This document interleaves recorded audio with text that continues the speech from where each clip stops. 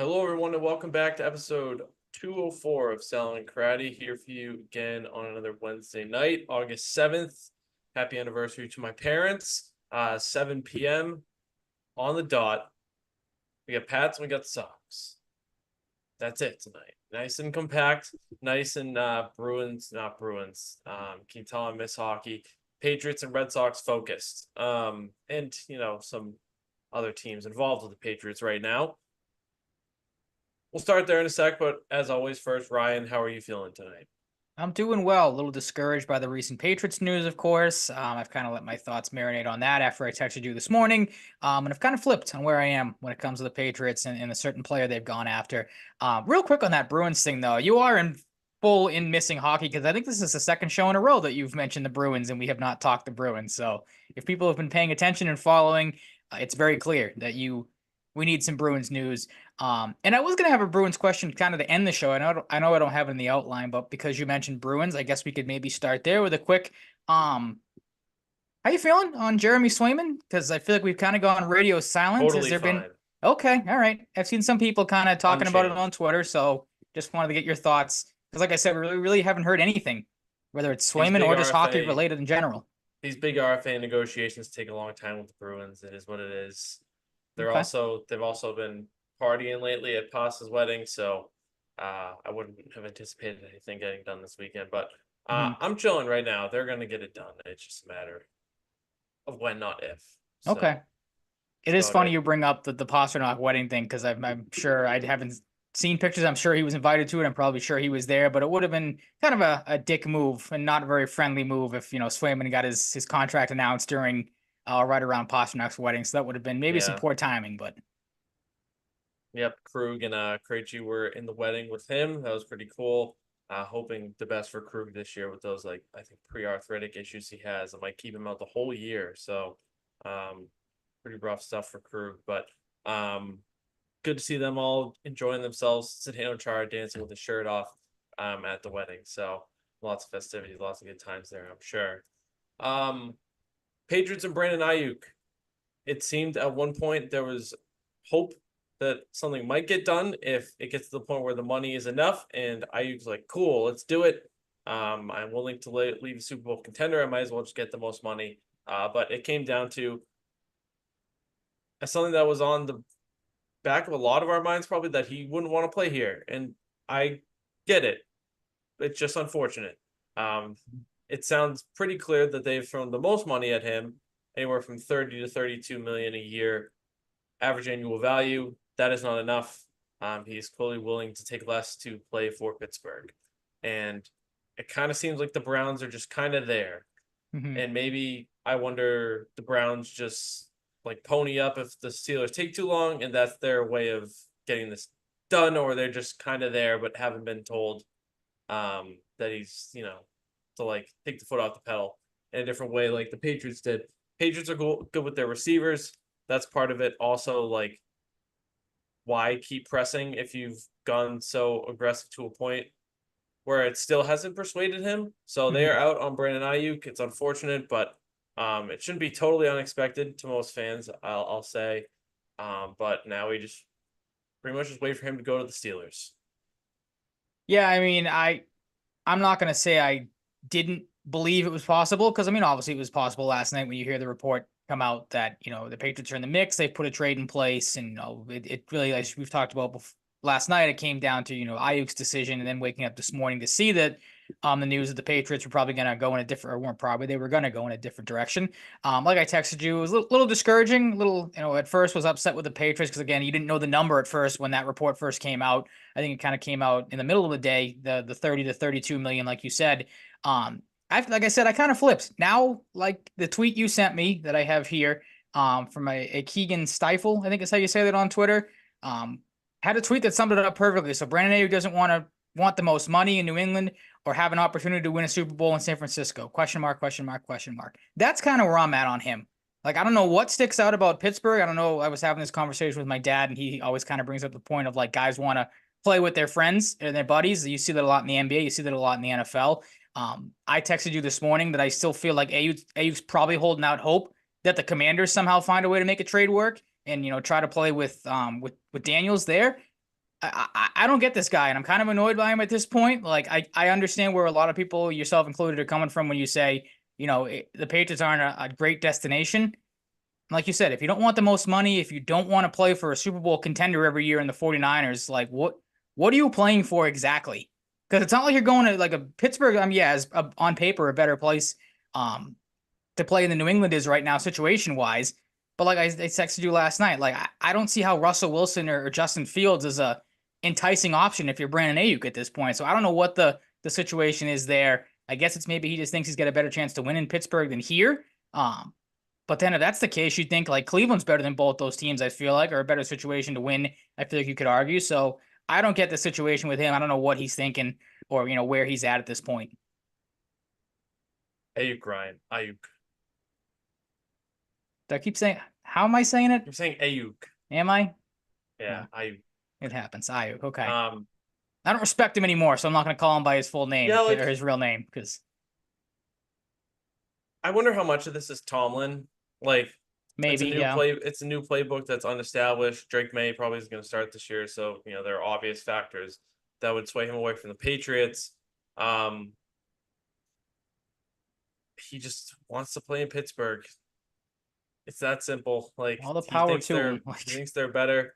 I get it too. Like they definitely have a better chance to make the playoffs than the Patriots right now. Um, something maybe there's something else there, some sort of connections that we don't know about.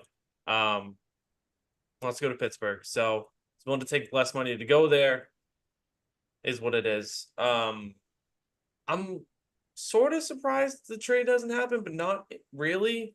Um, it could happen in the next 24 hours. It could mhm. stretch into the weekend. I don't really know.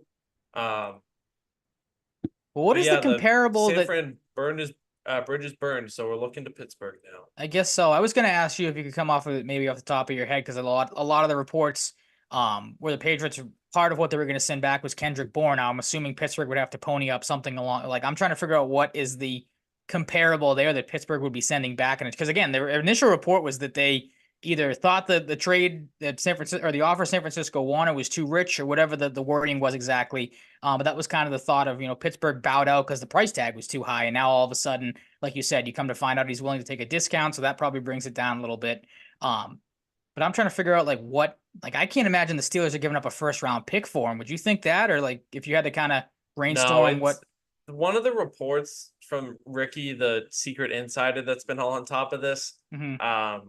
And hasn't backed down from his Pittsburgh stance. And I kind of wondered this too because we're after the 2024 draft. Like this happened before the 2024 draft when the Aiyuk stuff really started heating up a little Yeah. bit. You would have imagined the Pittsburgh Steelers would have given up a first round pick if they were to get him. Patriots would have given up um, a second, maybe the Steelers. It depends. Trying to remember what the Steelers picked, but they picked 20th, so maybe they Yeah, it would have was in the given up middle. Yeah. 20th for Aiyuk. We don't really know, but we know the Patriots had 34 in the mix. Um,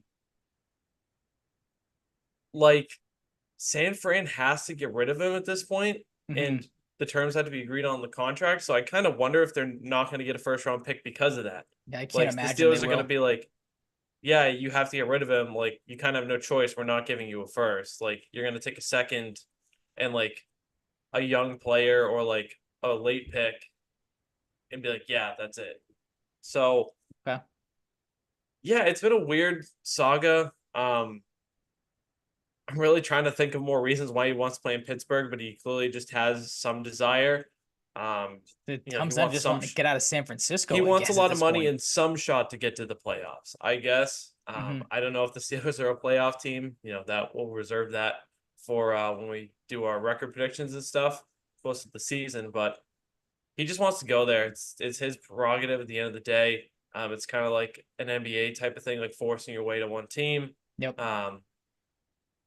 And yeah, I guess some fans got their hopes up because of the initial report that it was Pats and Browns. Then the Steelers made their way back in and kind of screwed it all up. And the Patriots said, "Nah, we're kind of done with this. We did what we could." Hmm. Um, and that's it. Like it sucks, but worth noting for the Browns, I saw something that said like they're scheduled to be like 86 million over the cap next summer. and the cap is fake in the NFL, so that could True. probably Yep. be resolved. Yeah, Because the that Saints that do it that's like cutting every year. that's cutting a couple of guys and trading Yeah, somebody else, and you're right back restructuring to yeah. contracts. But the Patriots did what they could. 4 years, 30 to 32 million a year, top 5 in the league, close to Justin Jefferson money wasn't enough to entice him to come to New England. And we'll see where he goes because it looks like Pittsburgh, but you never know. Maybe the Browns make a pitch. Maybe Ryan's Galaxy Brain, Washington Commanders things comes into the picture, and please credit Ryan Salvaggio. So Salstradamus strikes again. Nostradamus strikes Real quick again. on that money comment you just had, the tweet I'm assuming you were referring to is from Henry McKenna last night or a couple nights ago. You sent this to me. So the financial bidding war for Brandon Aiyuk. Here's a look at the short-term financial health of the two teams. The Browns in 2024 for cap space have 27.7 million. In 2025, they are 60 million plus over the cap. I don't know if that was the one you Good. were referring to, or if that was you saw a different one saw that 86. I'm even positive I saw worse. 86. Okay, well Yeah, so we shall see. NFL salary cap is fake, and the Saints are like negative It 70 clearly million is. like Yeah. every year. It feels like going into the offseason. So, Mhm. um, speaking of something that affects the salary cap, Matthew Judon is pretty upset right now. The guy that needs a stable future past this year. I'm finally getting back to practicing. I gotta play. I didn't say nothing about practice. I gotta go out there and play. I gotta play the game.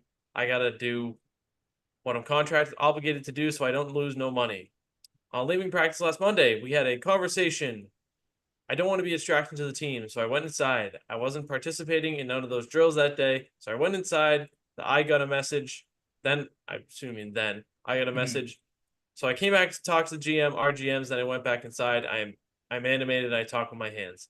Oh, why you didn't practice? I had something going on with me. Okay. I wonder On what his that was. future, yeah. On his future and contract situation, you got to talk to them, man. Like I said before, I would pay myself, and we would never talk about it. It's not up to me. I told y'all I want to stay here for the rest of my career, so obviously that would equal more money. I only got 1 year left, so more years would come more money. That's usually how contract works. It's not up to me, y'all. They come out here every day. You don't ask them questions.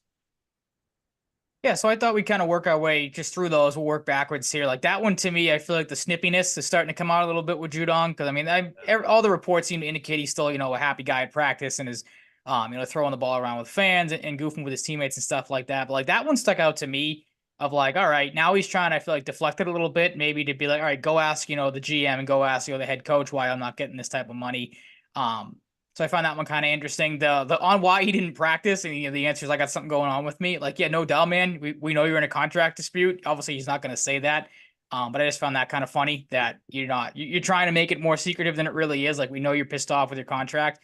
We know you're holding out at this point, so it's not like you have to really hide that. I don't know, like maybe he's being a good teammate here, but like I don't really believe that I don't want to be the distraction to a team thing. Like he definitely was told by Mayo, like get the F out of here if you're not going to practice. Like we don't need you out on the field.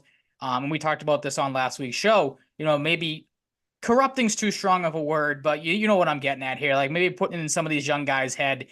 You brought up Keon White last week, which was a great comp of being like, all right, like look at how they're treating a veteran guy here. Like if I get down the line, I don't have a contract extension in place. Maybe this is something I do because it worked out for Judon or whatever the case may be. So we kind of touched on this last week. Obviously, it was interesting to see Judon speak finally. But I'll say the same thing I said last week. Like the longer this goes on, I like Matt Judon, but the more I just want this to end. Like I It think we're needs to both in end. agreement here. You need to It's trade just him. gotten worse. Every day it's getting. It seems And like it's this getting worse. this is like the most hot he's been. Like I said when we this tweet is a trip. I said when was aren't in pads, but besides me staying hours on hours to talk inside and throw the ball around with the fan, how about y'all come talk to me? And this is me tweeting. You fucks just sit down and talking about Gresham Fourier. So he's very angry. Like Was that from today? no. Okay, I thought it was like I haven't seen that, so I Um don't know if that was a recent thing or So not. yeah, I'm more done with this. Like he has reasons to be frustrated. He has, he's kind of goes over the top sometimes. I'm so done. Like, can we end this, Hmm. please? Like you're talking trade with Aiyuk. The phones are busy. Like, get on the phone with people who want Matthew Judon because I'm done with this. Hmm. Yeah, the other thing too that kind of bugs me about the like, no reporter will ever say it because I feel like you really see reporters go back and forth with athletes, but on the again, like go talk to them answer, like the reporters don't. Yeah, they could, but they don't have to. They're not the ones. The ownership and the front office aren't the ones that are holding out and making a big scene here. It's you. The reporters want to know from the player, obviously, why these things are going on, why you're acting like this. So again, like that comment just didn't really sit right with me, and it kind of came off as more whiny than anything else.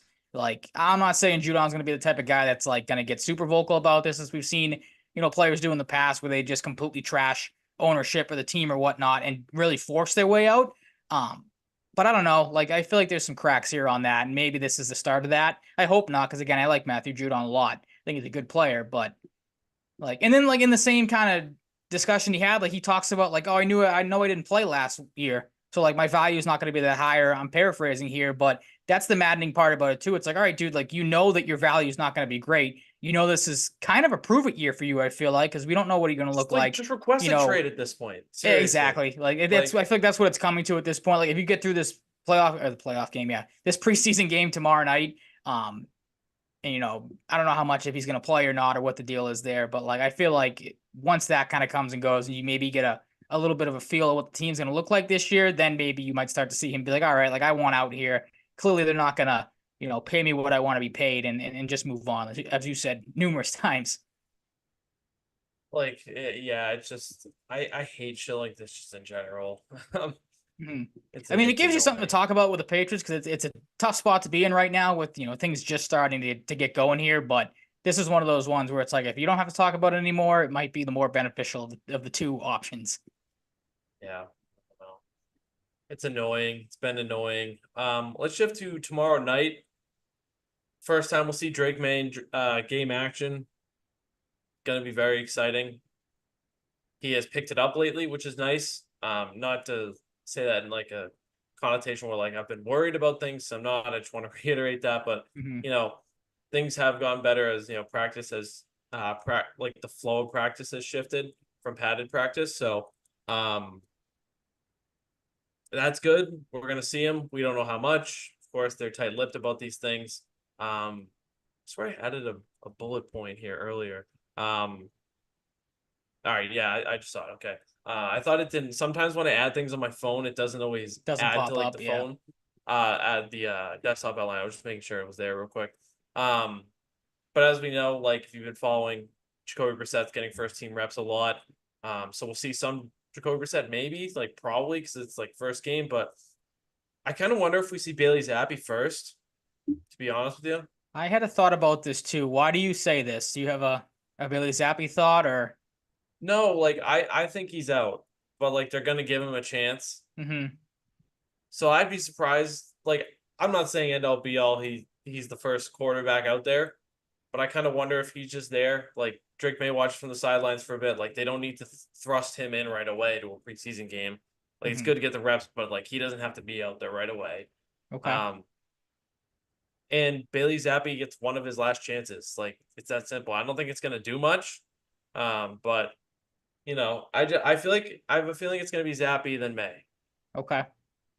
So no But Brissett at all then, or do you see him play later on in the game? yeah, like I don't know, like they're gonna want him to get reps, so maybe it's like First Zappy drive. Zappy Okay. gets like a decent amount to start, then like a little bit of Brissett, just like cuz, Okay. and to see how it flows a little bit, game tape, and then maybe Drake finishes the game. Maybe it goes the other way around. Who the So frick no knows? no Joe Milton at all then.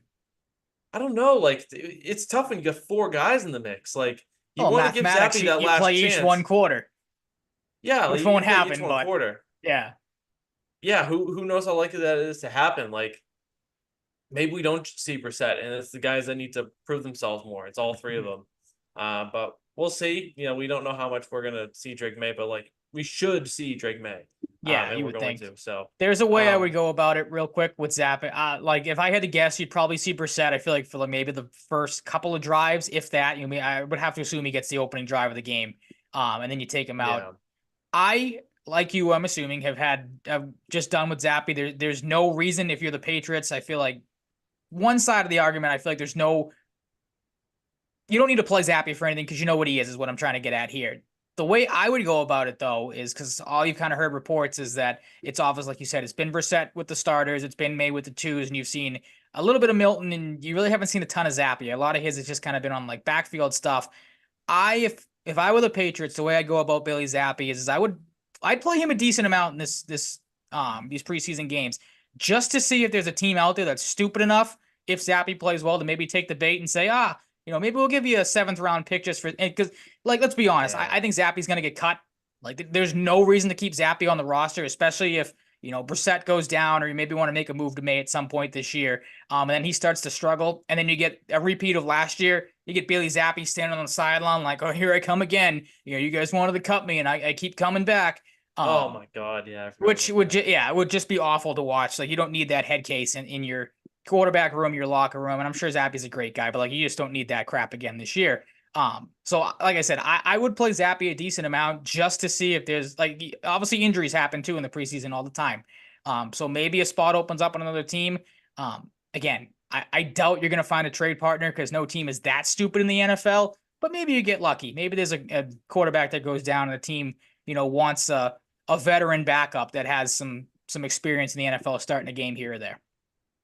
Yeah, I don't really know. Like, it really could just be as simple as Brissett starting, and that might be the most likely thing. But I don't Mm-hmm. know. Like, it's tough when you got four QBs in the mix. I just don't think it's going to be Drake to start No, it's definitely not. Yeah, we're both in or agreement Milton. there. So I think it's going to be Zappy or Brissett Mhm. to start the game. And I'm sure everyone Um, will react accordingly if Bailey Zappi's the first quarterback that trots out for the first drive of the game. I'm sure no one will freak out over that and be like, "Oh, what yeah, are you doing? Why is Zappi the opening guy?" I don't know, man. I am excited to see the receivers, as I feel like everybody is. I imagine we'll see some Antonio Gibson as well, who's essentially going to largely be a receiver out of the backfield. I feel Yep. like, um, not like Antonio Gibson needs postseason reps, but like good reps with the team. New guy, 3-year deal. You want to get the ball rolling here. Absolutely. On him, I hope we see lots of Baker and Polk, but I'm not like guaranteeing it. But Okay. I don't know. Like, it's kind of it's an interesting spot. You got 4 QBs and you got like 2 new exciting rookie receivers. So then you've got Osborne, Kendrick Bourne will play, and Douglas. You kind of think since Douglas has already proved himself, like maybe he doesn't play a lot, so maybe we He's do been get a lot of Baker he's and been Polk. banged up too, so like I feel like they might kind of go with kid gloves when it comes to him, and you playing him sparsely here and there. Again, Yeah, like I think a finger injury. So we'll see a dose of Keishon Boutte, who's had some nice moments in camp. I don't know what that means for his status on the roster. mhm. Tyquan Thornton's dealing with something minor right now, so who knows if he'll play. Juju, as like we'll see a little bit, probably as like a last chance to see if he is good enough to make the roster, which I'm hoping I we haven't don't seen. see that. I don't like know if Juju has done really anything good at camp. I haven't seen much or read much. No, I texted you, I think last night or a couple nights ago. I was listening to 98.5. They had Alex Barth on Zoleka Bertrand the other day, and he basically said like he can't separate from anybody. He has done nothing to stand Yeah, out in practice. So this is a guy that is, at least in Alex Barth's words, looking like he's going to be cut when the training camp comes to an end. But like I said, I feel like you very well could see, as you mentioned as well, kind of a last stand thing. Like I don't want to see that because he falls into the same category as Zappy in my book of what he is at this point. Um, Obviously different circumstance because you signed Juju, so in the sense of not a good signing, you knew that from the beginning.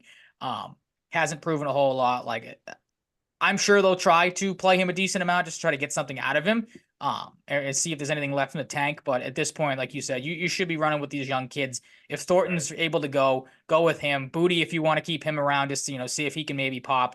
Go Yeah. with that. But I'm with you. I'm excited. I put it in the outline here. I'm curious to see if maybe we have a repeat Pop Douglas situation in the sense, as we know last year, with Pop Douglas didn't play a whole lot in any of the preseason games, even though we, heard it seemed like every day that he was a standout in camp. I'm kind of curious to see if maybe Baker or Polk takes that role. Like obviously they've both had their moments in camp, it seems like from what we've heard and read. If one of those guys that doesn't play a whole lot in this first game, does that maybe allude to okay, this guy's got a pretty good shot of making the roster and being factor right away, like we saw Pop Douglas do last year. Right. And that's a good way to look at it, I think. And we also have the aspects of Jalen Rager too. Like Yep. Jalen Rager is the guy who's going to be battling. He's had a couple moments here and there, but nothing super crazy, it seems. Um, Kevin Harris is going to be another interesting guy to watch out for Yeah, because absolutely. he might have the fast track to the running back 3 spot, maybe more of like a goal line back. Every once in a while, you need a little power. Not to say Stevenson can't do that, but he gives you a little bit of a different look than Stevenson, not like super high octane. But we'll see some Kevin Harris. Tight end. I mean, I imagine Jaheim Bell gets a good look. You'd have to think, yeah. Haven't heard a lot about him, but I don't know if that's necessarily a bad thing with him. Like I haven't heard anything negative, but I haven't heard anything like extravagant. So we'll see. I mean, you want to give a guy like him some reps, I'd imagine. Mm-hmm. And then the line, we'll see how they can figure the Yeah, offensive line because it's going to be a lot of guys like Vidarian Lowe and Tyron Wheatley. Antonio Mafi, I wonder if he's a guy that's kind of on the bubble. Like if he plays good, he sticks on the roster. Sounds like City So is probably a little bit higher on the guard pecking order than him, but Cole Strange is also still out, so we won't see him as far as I know. So we'll see Caden Wallace. We'll see Chuks Okorafor, who they got from the Steelers. We'll see some looks here because we know what David Andrews is. We know what Big Mike Onwenu is. Seen him at right tackle, but it sounds like he's done very well going back to right guard at camp. So yeah, we'll see. They're going to try lots of looks in the line. Calvin Anderson had a tough start to his Patriots career with injuries and stuff last year, so I imagine we'll see a little bit of him on the line too, because he's a guy that could be a starter for a decent amount of games this year, and they want to give him that shot because things got thrown out of loop last year. Christian Gonzalez is another guy you have in here, and they know how good Christian Gonzalez is, but I do wonder if we see a pretty decent amount of him in this game just to see how he looks at game speed after the injury. They know what he's capable of. We know what he's capable of, but I hope we see a decent amount of Christian Gonzalez. Nothing super. He doesn't need to be in these super high leverage situations. Not that there are tons of those in preseason games, but yeah. Yeah, I don't know. I hope we see a little bit of Christian Gonzalez. This will be a big camp for a guy like Alex Austin, Marco Wilson in the corner position. So I'm excited to see what those guys can do. We saw some flashes from Alex Austin last year. And Marcus Jones. Is Marcus Jones good? I think he might be hurt right now, so maybe we don't see from him. Do not know. Yeah. I believe he's hurt. And yeah. So other than that, still younger guys on the front half. We'll see if Keon White gets a lot of looks for his second year. Maybe you'd have to think get him so, in a breakout scenario. Probably a good rotation at defensive tackle with Christian Barmore's health. They signed Mike Purcell. He's a veteran, so maybe he's just Barmore's replacement. He makes the team eventually. And then they've got some younger guys as well. Yeah, I mean, nothing too crazy. Like it's first preseason game trial run. Another guy we won't see who fans should be excited about is Marte Mapu. He's on IR right now, so we won't see Marte tomorrow night. But preseason trial run. Any other notes for you? Any notes on the kicker battle? Joey Sly versus Chad Ryland. It's one I'll be watching very closely. No, the I Gonzalez. It's going to be tough if Chad Ryland can make the team over Joey Sly. I know, right? Yeah. What does that say about you as a player? No, the other reason I had Gonzalez too, because it caught the ears of a decent amount of people I saw. And it was an interesting comment. Somebody asked Gerard Mayo about the corner situation and kind of the looks of what this game is going to look like. And I think the comment was something along the lines of like, oh, you have Jonathan as the one, Gonzo as the two, and Mayo was kind of like, Gonzo, again, paraphrasing for what the actual quote was. It basically was like he has to earn his spot, which I found kind of interesting because, like you said, speak. Exactly, that's all it comes down to when you really think about it. But like I said, I found that kind of interesting. You have to say it type of things, Exactly, keep the chip on his shoulder. It is an interesting thing to look at because I am kind of curious to see what. Like you said, Gonzalez is going to have to get back up to game speed, so I'm curious to see what kind of role they'll have him in that first game back. Will he be that? And again, like you said, nothing crazy is going to happen in training camp and in these preseason games. But just to kind of see where they line him up, what he looks like out there. I saw he made a couple of good plays in one of the workouts of the day that I saw on Twitter. So he looks like he's getting back to game speed, but again, you just don't know until you actually get in and play some of these games. So I'm excited to see him. Excited to see White, as you mentioned as well, because you got to think if Judon continues to be a pain in the ass, you obviously don't have Barmore. Like White's the guy you have to think is going to step up and and play a bigger role on this team. So if he gets off to a hot start in a couple of these preseason games, that'll be interesting to see as well, to kind of see him grow and maybe, become that next Barmore who broke out last year, obviously. Right. Yeah, and I mean, something to get excited about. Like you want to get the fans invested. Absolutely. First preseason game, you got to get Gonzo in there. Who's the guy I was just thinking of? Drawing a blank.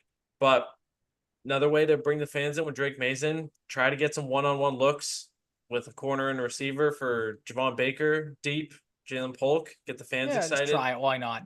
Yeah, try it. Try some things. I mean, you watch Javon Baker's highlights in camp and at UCF, he can make legit one-on-one jump ball plays, and good control with those feet to stay in bounds. He's one of those types of receivers that's got that excitement level. And Jalen Polk, we talked about a little bit last week, because seems like been one of the more consistent players at camp, which is very exciting. A more technician type receiver with some good athleticism and burst as well. It's gonna be exciting. I feel like the Patriots play the Panthers. They're one of those teams every year. Seems like the Panthers and the Giants, like two teams that are always penciled in there. It's exciting. If you're a Panthers fan, what do you have excited? What do you have to get excited for this game? Because it came out the other day that I think Dalton's hurt. Not that he was starting, obviously. Bryce Young is not going to play in this game, so I don't know who their other quarterback is. It's something Plummer. Oh yeah, maybe. Who's the run? Didn't they traded up for a running Jonathan back or Brooks. took? Yeah, Brooks. Yeah. Really good. Maybe Deontay Johnson in his first year with Carolina, but yeah, I mean, I hope we see Brooks, because Brooks was awesome before he got that really tough, I think it was ACL injury at Texas. He's very good, so I'd like to see him just for enjoyment's sake of watching a preseason game. But we shall see. I thought you had like some sort of big news that just dropped there with that look. No. Okay. I was just being Fake dramatic. Me out there. Got it. Faking you out. Yep, for sure. I wish I had some exciting news. That's very weird. I looked to Twitter to see if we had any exciting news, and it was a picture of a sister of my high school classmate. Just someone random tweeted a picture of someone I went to high school with, her sister, which is really strange. A little strange, yeah. Yeah, so. Really odd coincidence. That's very fucking weird. Let's shift to the Red Sox. What else is weird? Tristan Casas. He's a weird dude. Yeah. Do we want to talk cautious first? Or do we want to kind of like talk about our thoughts on recent play, because they've taken 2 from the Royals? We can get the Casas stuff out of the way. I feel like this might be a little bit of overreaction from what I saw. A decent amount of people have on social media, but it is an interesting thing. And again, just goes to show how weird Tristan Casas is. If people missed it, he made headlines over the weekend during his rehab assignment with the Woo Sox. When he had an interesting description of how his rehab assignment was currently going. And like, I don't want to lean too much into it. I'll get my thoughts out of the way first, because again, I saw some legitimate overreactions saying that this kid, is soft. He's a loser for talking like this. Like, I'm not gonna go that far. But there does, I think, need to be a sit down when it comes to Tristan Casas of what he can and can't say. Because in one exchange with Mass Live's Chris Cotillo and a couple other reporters, Tristan Casas told them that the pain is minimal when it comes to swinging and playing in these games. But then in another with Woo Sox reporter Lauren Stickles, he said, quote, "Right now, when I make contact with the ball, it feels like someone is stabbing me with a knife right in the ribs. Right when it happened, I felt like I got shot with a gun, so it's dulled down." And I don't know if you saw his rehab assignment last night. I think they were playing the Mets AAA affiliate. But this has kind of become a joke with Casas now about the being stabbed in the ribs thing in the side, where to the point, whoever the broadcaster is for the AAA affiliate of the Mets, jokingly, when Casas hit a double, was like, "Oh, he swung at that like he was stabbed in the ribs by it." So like Casas kind of brought this on himself. Or he like took a swing like he was stabbing someone with a knife. So it was a little interesting thing there, but was kind of funny. Alex Cora had some interesting comments in response to Casas's comments. In an interview the other day he gave with the media saying, quote, "Sometimes I read stuff and I'm like, are we on the same page here? That one caught me off guard. He's fine. Obviously he will feel it, but it's not like what he's feeling before when he went on IL. progress has been great. We want him here, not as fast as possible, but whenever he's ready, I'm not upset at him. But at the same time, it caught me off guard. Hopefully that's an end to it. So kind of an interesting situation there. I don't know. I would have to assume Core maybe had to sit down with Casas or called him up when he was in Worcester and was like, hey, like, dude, what are you doing? Because first of all, the comments look bad. Like, obviously he's getting clowned for talking about getting stabbed with a knife and shot with a gun. But on the flip side of it, you in the neck with a knife. yeah. But on the flip side of it, like, it kind of puts the Red Sox in a spot too, where it's like has led some people to believe, like, are you putting this kid out there? Will he still hurt? Like, that's not a good look for the Red Sox, obviously. If he is, I don't think he's as hurt as he's leading on. Obviously, I don't know, so I'm not going to speak to it a whole lot. But that has kind of been the thought process of some people, as well as like this kind of puts the Red Sox in a bad spot. It makes them look like he is kind of playing through an injury that's worse than maybe he should be. So didn't like I said, I'm not going to spend too much time on it because I don't think it's that big of a thing. But I just didn't know if you had any kind of hearing these comments, reading this stuff, if you had any thoughts. Are you one of the people that are completely out on Tristan Casas and thinking, he's a soft player and want nothing to do with him now? No, I think Tristan Kosh is just kind of a little different. Well, he's very different. There's no doubt about that. Like, he's doing all the stuff with his hair. Like, he sits out in the sun before every game. Like, people were pissed about that. People were pissed that he paints his nails. I was just gonna say, you got the people that cry about his who nails cares? being painted. Like, it's becoming a thing, guys. Like, people paint their nails. People do different stuff that's unconventional for athletes. I just don't care. Like, I don't care. You just don't have enough time in your day to really. If you want to talk about how it feels like you're getting stabbed when you swing, fine. But it's just like, hey, dude, maybe don't. Like, well, that was one of the things I'm I not saw gonna somebody freak on. out at you, but like, maybe just don't say that. Somebody on Twitter had a great point. Like, people are glossing over contradicts myself, but I think you get what I mean. No, I got you. But the comment I saw was like, we're glossing over the biggest part of this story is that Tristan Casas apparently feels or knows what it feels like to be stabbed in the side with a knife or shot with a gun. So maybe that's something you want to look into if you're the Red Sox. But yeah, just a weird situation. I do get to some degree where people are coming from of like, this is a bad look. And again, it kind of paints the picture of like, well, are you healthy? Are you not healthy? What's the deal here? And it puts Alex Cora in a weird situation to kind of have to be like, hey, like, use your brain. We can't be talking about getting stabbed and shot as Major League Baseball players and professionals. That's not the thing to do. So I do think there is, again, I'm not going to gripe on him too much, but I think there is some growing up to do still with Casas. And again, maybe that is just his character. He's a weird guy. That's the fair way to look at it. Yeah. Yeah. Like there's still some maturing that needs to be had. Yeah. Maturing. Like, it's not any reason to hate the guy. But like, I don't know. It was pretty bizarre to see that. So yeah, for sure.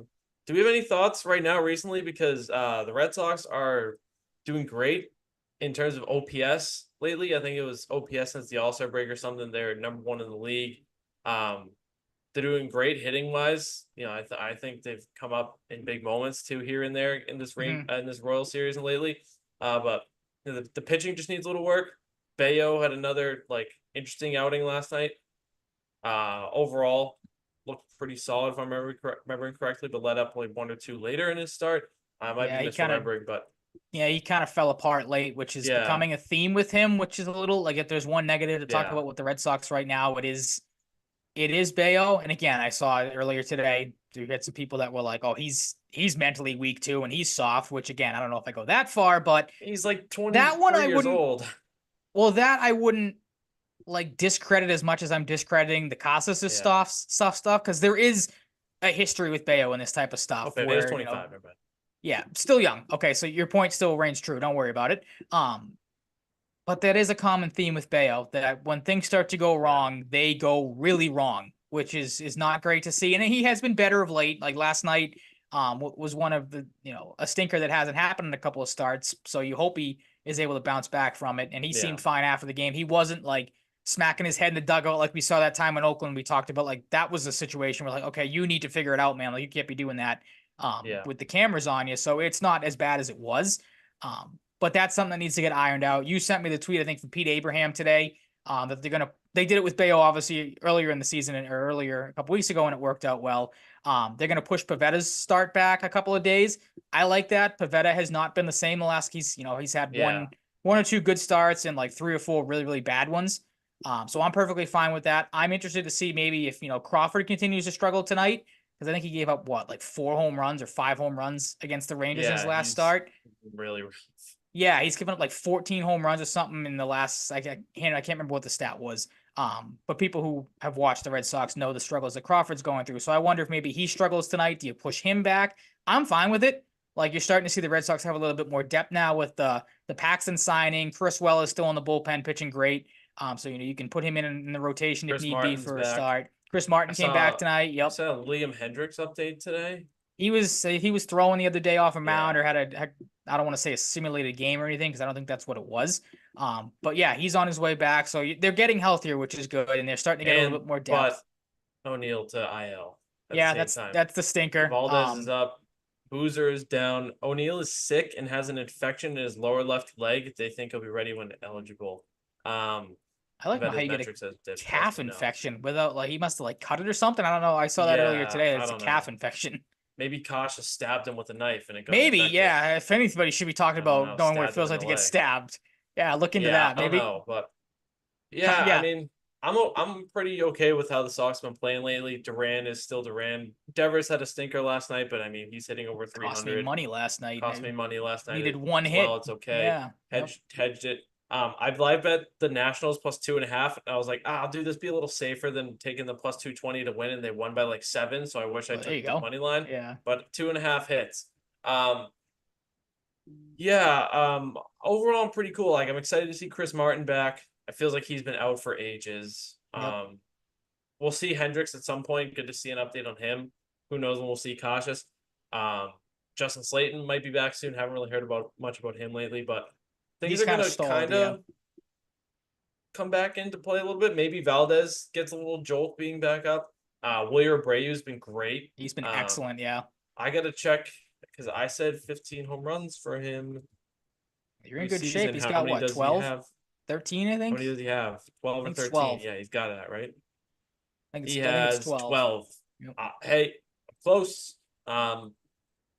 Yeah, overall, like I think the pitching like has had some less than ideal moments, as you were texting me earlier, but um, Kenley showed up big last night, so that's maybe a good sign of things. Yep, Kenley, absolutely. pretty reliable, but overall, I'm pretty good on things right now.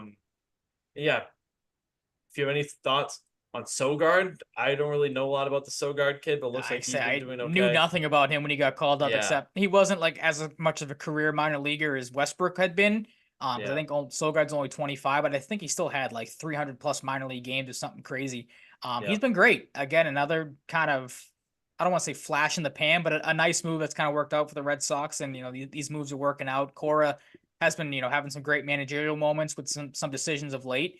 Um, and the thing on the pitching too, like it obviously the postseason's a different beast, and you have to get there first to begin with. Um, but the thing that's kind of carried the Red Sox all season is even when the pitching struggles, it feels like they're never out of these games. Like, you have a hiccup last night where Garcia doesn't really pitch all that well. I think in either his second or third outing as a Red Sox.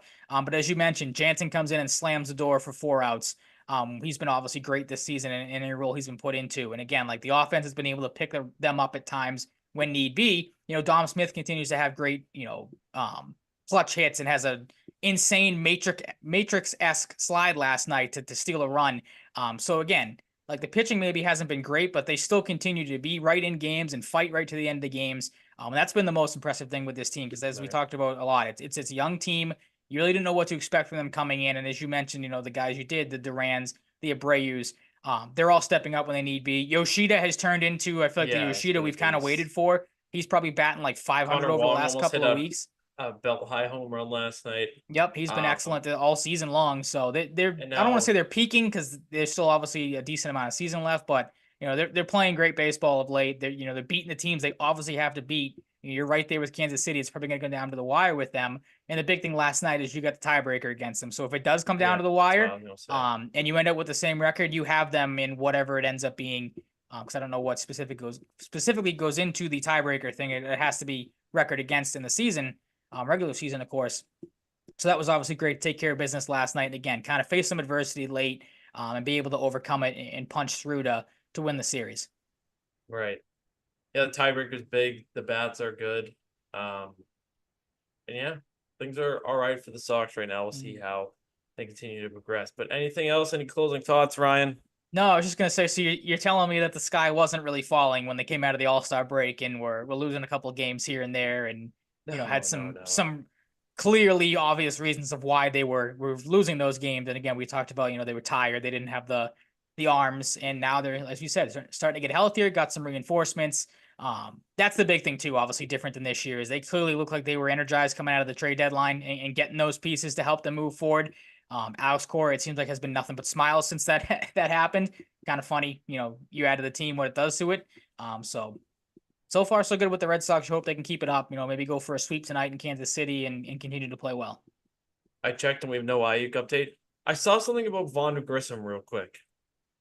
I did not see. What did you see about him? What do you like? Did they need to make a decision on him soon? Like, where do you lean there? Like, do you want him back up here? Like, I'd probably, to be honest, especially if Sogard continues, I'm not going to say Sogard's going to be like your starting second baseman the rest of the way, but if you can continue to platoon him, Hamilton, those guys can hold down second base. Like, I think you put Grissom in AAA for the rest of the year, or if you want to call him up in September, you can maybe do that. But I'm not rushing him back anytime soon. You saw the struggles he had when he did come back, as the timing just wasn't there. So I'd put him in Worcester or as long as he needs to be, kind of get him as right as he can be, and then maybe very beginning of September, maybe middle of September, you bring him back up, play him the rest of the year, and see what you got. Because another overreaction, people losing their minds about Chris Sale is having a great year with the Braves. Looks like a Cy Young finalist. I think he was number one, and I think in maybe it was Fox's voting the other day I saw. So that would kind of suck if he ends up getting the Cy Young. But again, for the people that are overreacting that he's been great, and Von Grissom, already wanting to say the Red Sox lost that trade. Like, I feel like people just want instant reactions and instant gratitude when it comes to these type of moves. Like, it takes time. The Sox weren't going to get any value that made it even close to like matching, unless matching the value of giving them a potentially awesome Chris Sale. And also, like, let's keep in mind the fact that like Spencer Strider's been out a lot of the year, so Chris Sale has been more heavily relied on. Had to, yeah, yep. And like, if Spencer Strider, we might not be talking about Chris Sale as the Braves pitcher in the mix for. Absolutely, it's a great point. He'd be having a good season, but like you would have to think would be getting overshadowed by a guy like Strider. I don't understand getting upset about the Chris Sale trade at this point, because like, you got a prospect for a guy. Look at it, you got something for Chris Sale. Like, you could have got nothing, and you were probably going to lose the trade either way, unless Von Grissom turned into something awesome. It's just it's fine, guys. I hope people really aren't that upset about that trade. No, and I was gonna. It's a little different, but I feel like it's kind of similar in some ways of like the people that wanted to call the Story signing a failure right out of the gate. It's like, oh wow, the guy didn't have a lot of spring training, has been hurt most of the year, hasn't looked great. Wonder why that is. Like, again, it's gonna take time, so that's why I said like I'd put him in Worcester just to get that timing down. Maybe get him feeling a little better. Because if you bring him back from the injured list and he's getting blown away by guys again because the timing just isn't there, like that's not going to do the Red Sox any good. It's not going to do him any good from a mental standpoint of like, man, I just can't get anything going this year. Like, this has sucked. I've been hurt all year. He hasn't done himself any favors. There were the comments a while back of him basically kind of being like, I'll play when I play, and like if they need me, they need me type of thing, which didn't sit well with a lot of people. But again, like, if I'm not saying they should be relying heavily on Von Grissom, you know what I mean? But like, if they need him back, if second base starts to fall apart, then maybe you take that risk. But right now you're in a good spot where you can kind of hold off on him and wait till, like I said, September, call him up as one of your two guys and go from there. Excellent. I think that's going to wrap it up for episode 204. Thank you so much for listening, new and old listeners. You can find us wherever you find your podcasts, Apple, Spotify. You can rate and review there. YouTube, Twitch, Podbean, Podchaser. You can follow us on Twitter at Mike_Cratty, at Ryan_Salvaggio, and the show at Sal and Cratty Pod. And we're on TikTok, so the name of the podcast in the search bar. We will see you next week. Stay safe, stay healthy. Be nice to people, all that good stuff, and we'll talk to you then. Peace out.